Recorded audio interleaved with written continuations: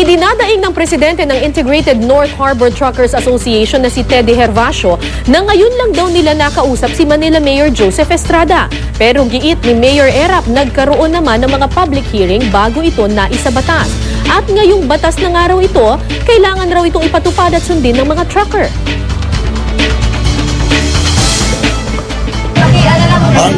Ang tungkulin namin, ipatupad ang batas. Nobody's above the law. Naintindihan ba? Naintindihan po namin yun. Ba't gagawin Pero mo kami illegal? po ay nakikiusap. Kasi nga po, hindi nga kami... Ngayon lang po tayo nagkausap.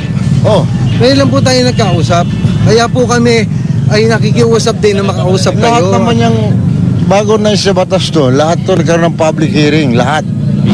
At yan, alam lahat na. Nandun po ako. Andun yung pati mga negosyante, kaharap namin. At nakiusap, pinagbigyan naman namin. Ito batas na eh. Kaya kailangan sumunod muna kayo. Sa amin po, walang napagbigyan, Mayor. Kaya ngayon po, ako naman nakikiusap, huwag nyo nang itowing yung truck at aalisin na lang po namin. Yun po ang pakiusap ko ngayon. Nakita nyo na ito ng batas, bakit inilagay nyo pa dyan truck nyo? Sumasahil kayo sa batas eh. Kaya nga po kami nakikiusap ngayon sa inyo, Mayor. Baka tapos nyo hindi sundin ng batas, saka kayo makikiusap. Yun ba? Kami po ay nakikiusap din na mapakinggan kami.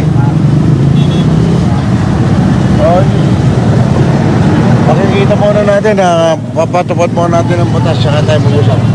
Ako bala, huwag nyo sasaktan to ha. Yan. Ha? Wala na. Kailangan namin gawin to. Kailangan patupad namin ang batas.